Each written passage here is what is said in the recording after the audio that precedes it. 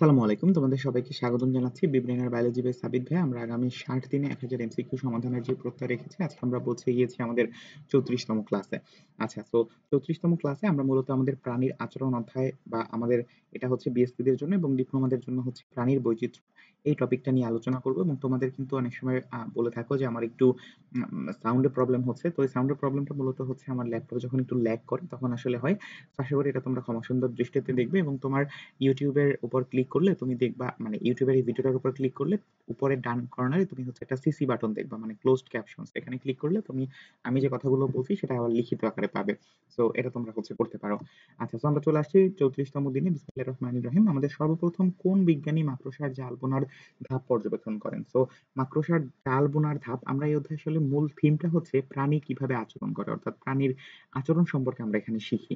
অর্থাৎ আমরা ছোটবেলা থেকে আমাদের একটা বিশেষ বৈশিষ্ট্য আছে যে আমরা যেহেতু মানুষের বাচ্চা, এ কারণে হচ্ছে আমাদের যে ইউনিক ফিচার গুলা বা ইউনিক বৈশিষ্ট্যগুলো এগুলো কিন্তু হচ্ছে আবার বাইরে একটা বিড়ালের বাচ্চার মতো না, রাইট? তো এই যে পার্থক্য আছে, এটার কারণ কি বলতো? এটার কারণ হচ্ছে আমাদের সহজাত আচরণ। এবং এরপর যদি হচ্ছে আমরা বহুদিন ধরে বিড়ালের মতো আচরণ করি, তাহলে আমরা আবার বিড়ালের মতো আচরণ করব।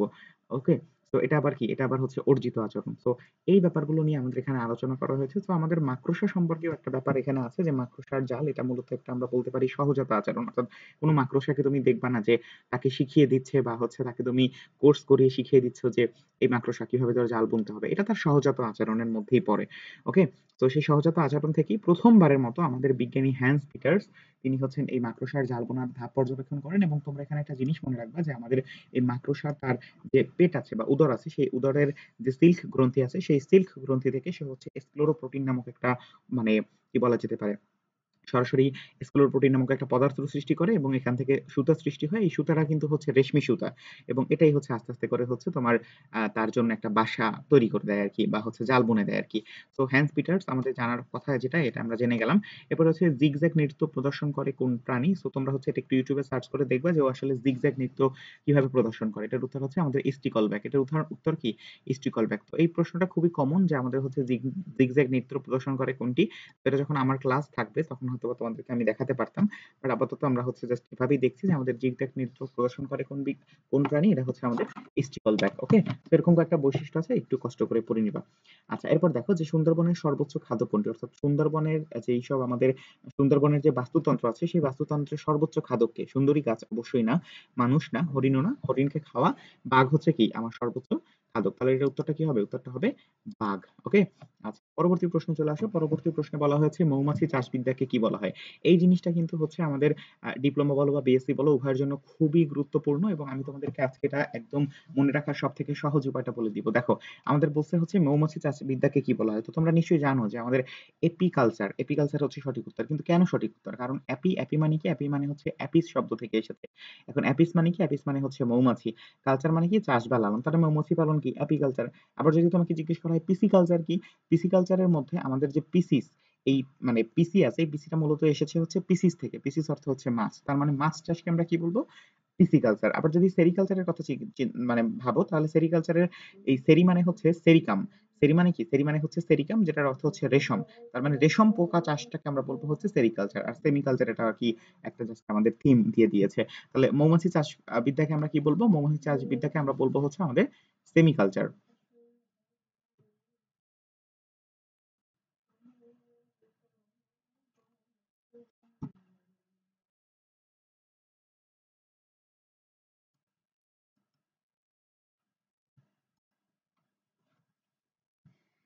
ওকে, তাহলে এটার উত্তর কি হবে? এটার উত্তর হচ্ছে এপিকালচার। উত্তরটা কি? অ্যাপিকালচার। ওকে, ভেরি গুড। পরবর্তী প্রশ্নে চলে আসো। পরবর্তী প্রশ্নে বলা হয়েছে শীত নিদ্রায় যায় কোনটি? তো শীত নিদ্রায় যাওয়া এই ব্যাপারটা কিন্তু হচ্ছে আমাদের বোঝার আগে আমাদের একটু ছোট্ট করে জানতে হবে যে শীত নিদ্রার ক্ষেত্রে এটা আসলে এক ধরনের আমরা বলতে পারি যে ট্যাক্সিস বা হচ্ছে কি, যেটা হচ্ছে আমাদের দেহের, মানে দিকে চলন বা হচ্ছে দেহের চলনকে আমরা হচ্ছে ট্যাক্সিস বলি। সো আমাদের এই শীত নিদ্রায় যাওয়া এই ব্যাপারটা হচ্ছে একটা আমাদের ঋণাত্মক থার্মোট্যাক্সিস। অর্থাৎ ব্যাঙ যখন তার বলতে পারি যে তার উদ্দীপকের প্রতি একটা প্রাণীর প্রতিক্রিয়া হিসেবে আমাদের ব্যাঙ কি করে? ব্যাঙ হচ্ছে তোমার আমাদের এই, মানে কোন ধরনের উদ্দীপকের প্রতি?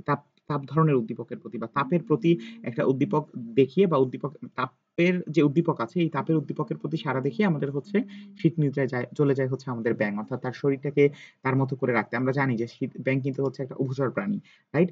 সো তার শীত নিদ্রায় যাওয়া হয় কেন? কারণ হচ্ছে তার দেহটাকে স্বাভাবিক তাপমাত্রার মধ্যে বিরাজ রাখতে, এবং এই জিনিসটাই হচ্ছে আমরা বলি কি, এটাকে আমরা বলি হচ্ছে ঋণাত্মক থার্মোট্যাক্সিস। তার যে শীত নিদ্রায় যাওয়া এটাকে আমরা কি বলি?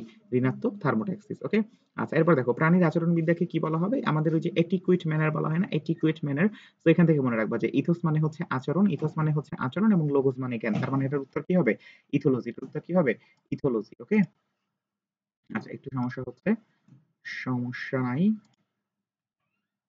ওকে, ভেরি গুড। পরবর্তী প্রশ্নে চলে আসো। পরবর্তী প্রশ্নে বলা হয়েছে যে শ্রম বিভাজনের ভিত্তিতে মৌমাছিদেরকে কয় ভাগে ভাগ করা যায়? এটা আসলে আমার বলতে হবে না, কারণ আমরা জানি যে আমাদের ৩ ধরনের বিভক্ত করা হয়। একমাত্র সবার আগে হচ্ছে আমাদের রানী মৌমাছি, এরপরে হচ্ছে কি আমাদের পুরুষ মৌমাছি, এবং সবার শেষে কি কর্মী মৌমাছি। সবার শেষে কি? সবার শেষে হচ্ছে আমাদের কর্মী মৌমাছি। ওকে, পরবর্তী প্রশ্নে চলে আসো। পরবর্তী প্রশ্নে বলা হয়েছে এবারে আবার হচ্ছে আসবো আমরা গ্রীষ্ম নিদ্রায় যায় কোন প্রাণী? সো গ্রীষ্ম নিদ্রায় আমাদের অনেকেই যায়, তার মধ্যে আমাদের এখানে অপশন হিসেবে আছে গিরগিটি। আমরা তাহলে মনে রাখবো যে আমাদের গিরগিটি হচ্ছে আমাদের গ্রীষ্ম নিদ্রায় যায়। তাহলে নিচের কোনটি গ্রীষ্ম নিদ্রায় যায়? এর উত্তরটা কি? এটার উত্তর হচ্ছে গিরগিটি। আর কি নিচের কোনটি হচ্ছে শীত নিদ্রায় যায়? এটার উত্তর কি হবে? নিচের কোনটি শীত নিদ্রায় যায়? এটার উত্তরটা হবে আমাদের ব্যাঙ। এটার উত্তর কি হবে? ব্যাঙ।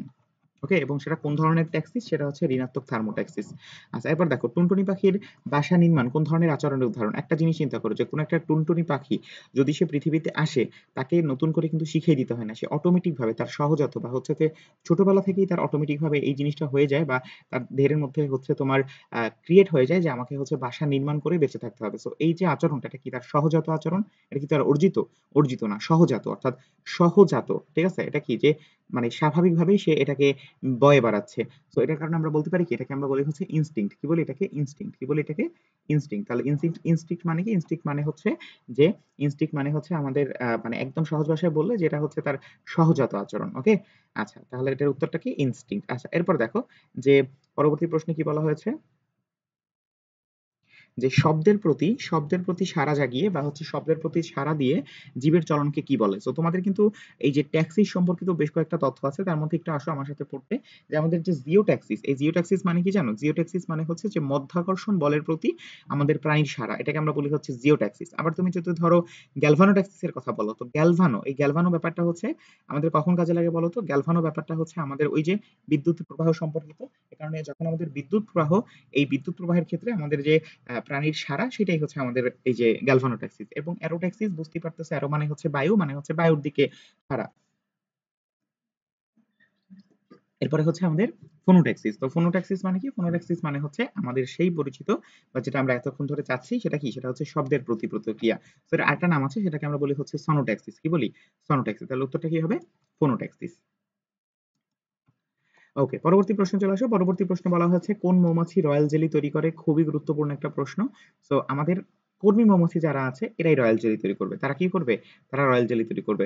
সো আমাদের এখানে জিজ্ঞেস করা হয়েছে যে কোন মৌমাছি রয়্যাল জেলি আবিষ্কার করে না, মানে হচ্ছে রয়্যাল জেলি তৈরি করে। সো একটা জিনিস চিন্তা করে দেখো যে আমাদের যে বলতে পারি আমাদের যে কি বলা যেতে পারে তোমার, মানে আমাদের যে মৌমাছি আছে সেই মৌমাছির যে তোমার মানে হাইপোফ্যারেঞ্জিয়াল এবং যে ম্যান্ডিবুলার গ্রন্থি, এই দুইটা গ্রন্থি থেকে খরিত সাদা বর্ণের একটা পুষ্টিকর খাদ্য, যেটা আসলে আমাদের যে রানী মৌমাছি আছে সেটার লার্ভা এবং পূর্ণাঙ্গ দশায় খাওয়ানো হয়। তাহলে আমরা জানি যে এটার কিন্তু হচ্ছে আগে থেকে সিলেক্ট করা হয়ে যায় যে হচ্ছে ও হচ্ছে রানী হবে। তো এই কারণে এই রয়্যাল জেলিটা তৈরি করা হয় হয়তো বা তার সম্মানে আর কি। তো এটার উত্তরটা কি হবে? যে কর্মী মৌমাছি। তো এটা অনেকে ভুল করতে পারো রানী বলে, বাট রানীটাকে খায়, বাট হচ্ছে এটা তৈরি করে কে? তৈরি করে হচ্ছে আমাদের কর্মীরা। আমরা যত প্রকার জেলি খাই না কেন বা মধু খাই না, সেটা মূলত আমাদের কর্মীদেরই অসংখ্য কষ্টের ফল আর কি। এবার দেখো ট্যাক্সোনমির জনককে, মানে হচ্ছে শ্রেণীবিন্যাস বিদ্যার জনককে, এটাকে এটা হচ্ছে আমাদের ক্যারোলাস লিনিয়াস। ঠিক আছে? এটা হচ্ছে আমাদের ক্যারোলাস লিনিয়াস। তাহলে এটা কিন্তু ট্যাক্সোনমি। এটা কিন্তু কি? এটা কিন্তু ট্যাক্সোনমি, ট্যাক্সিস না। ওকে? আচ্ছা, এরপর দেখো পরবর্তী প্রশ্ন বলা হয়েছে রানী মৌমাছির দেহ থেকে কোন হরমোন নিঃসৃত হয়? রানী মৌমাছির দেহ থেকেও যা নিঃসৃত হয়, আমাদের পিঁপড়ার থেকেও সেই জিনিসই নিঃসৃত হয়, এবং সেটা কি? সেটা হচ্ছে আমাদের ফেরোমন। সেটা কি? সেটা হচ্ছে আমাদের ফেরোমন। তাহলে রানী মৌমাছির দেহ থেকে কোন হরমোন নিঃসৃত হয়? ফেরোমন হরমোন নিঃসৃত হয়। এরপর দেখো প্রতিবর্ত চক্র অর্থাৎ প্রতিবর্ত চক্র মানে কি? আমাদের এই যে রিফ্লেক্স, এই রিফ্লেক্স ব্যাপারটা আসলে কিভাবে ঘটে? রিফ্লেক্স ব্যাপারটা হচ্ছে কয়েকটা আমরা বলতে পারি চক্রের মাধ্যমে ঘটে। মানে চক্র কি বলতেছি? কয়েকটা অংশ নিয়ে ঘটে। তো সেই অংশগুলো আমরা হচ্ছে একটু জানতে হবে যে আমাদের প্রতিবর্ত চক্র বা হচ্ছে রিফ্লেক্স সাইকেল, যে প্রতিবর্ত ক্রিয়ায় স্নায়ু উদ্দীপনা যেই পথে সংঘটিত হয় সেটাকে আমরা হচ্ছে রিফ্লেক্স সাইকেল বা হচ্ছে প্রতিবর্ত চক্র বলি, এবং এটা ৫ টা অংশ নিয়ে গঠিত। কি কি বলতো? গ্রাহক, অন্তর্বাহী পথ, কেন্দ্র, বহির্বাহী পথ এবং হচ্ছে প্রভাবিত অঙ্গ। তাহলে টোটাল কয়টা অংশ? টোটাল হচ্ছে আমাদের ৫ টা অংশ। কয়টা অংশ? ৫ টা অংশ। আচ্ছা। পরবর্তী প্রশ্নে আসো যে অপত্যের প্রতি যত্ন কোন ধরনের আচরণ? তোমার বাসায় যদি একটা ছোট্ট বাবু আছে, স তোমার মানে একটা ছোট বাবুর যদি জন্ম হয়, তুমি কি সেই বাবুটাকে সামাজিকভাবে শিখে লালন-পালন করবা? নাকি হচ্ছে তুমি শিখে লালন-পালন করবা? নাকি হচ্ছে প্রতিবর্ত ক্রিয়ার মাধ্যমে যে একটা বাবু আসছে তাহলে ওকে লালন করতে হবে এজন্য করব? নাকি তোমার এটা সহজাত আচরণ যে তুমি বাবুটাকে দেখে বলবা, "ওয়াও! বাবুটা কি সুন্দর, কি কিউট।" এগুলা কি? এগুলা হচ্ছে স্বাভাবিক যে আমাদের আচরণ সেইটা। তো অপত্যের প্রতি যত্ন এটা কোন ধরনের আচরণ? এটা হচ্ছে আমাদের সহজাত আচরণ। এটা কি? এটা হচ্ছে তার সহজাত আচরণ। এরপর দেখো মৌচাকে সবচেয়ে বেশি থাকে কোনটি? মৌমাছি অবশ্যই রানী মৌমাছি সবথেকে বেশি থাকবে না। কারণ এটা থাকে একটা। আমাদের সবথেকে বেশি থাকে কে? সবথেকে বেশি থাকে হচ্ছে আমাদের কর্মী মৌমাছি এবং এই কর্মী মৌমাছিগুলাই তার জীবনের সবটা ব্যয় করে দেয় শুধুমাত্র রানী মৌমাছিকে খুশি করার জন্য। ওকে? আচ্ছা এবার দেখো কেঁচোর সবসময় ভেজা মাটির দিকে বা ভেজা মাটির দিকে গমন কোন ধরনের ট্যাক্সিস? এটা বুঝতেই পারতেছো যে আমাদের এটা কি হবে বলতো? এটা হবে কিন্তু হাইড্রোট্যাক্সিস। কেন হাইড্রোট্যাক্সিস বুঝছো? কারণ হচ্ছে এটা ভেজা মাটি। ভেজা মানে কি? ভেজা মানে হচ্ছে পানি। তার মানে কি এখানে কাজ করবে কে? কাজ করবে হচ্ছে আমাদের হাইড্রোট্যাক্সিস। হাইড্রো মানেও কি? পানি। ওকে? তো এই ছিল হচ্ছে আমাদের আজকের ক্লাস। খুবই সংক্ষিপ্ত ক্লাস। কারণ হচ্ছে এখন তোমাদের খুব দ্রুত প্রশ্নগুলো সমাধান করতে হবে। যেহেতু আমি আমার পরীক্ষার কারণে খুব ভালো কন্টিনিউ তোমাদের সাথে থাকতে পারিনি। বাট এটা সমস্যা নেই। আমার সাথে হয়তো তোমরা এমসিকিউ সলভ করতেছো। এটাই হচ্ছে সবথেকে বড় কথা। তোমার সাথে আবার আগামীকাল দেখা হবে। আজকেই দেখা হবে আবার। তো ততক্ষণ পর্যন্ত তোমরা ভালো থাকো, সুস্থ থাকো। আমি তোমাদেরকে জানাচ্ছি আসসালামু আলাইকুম।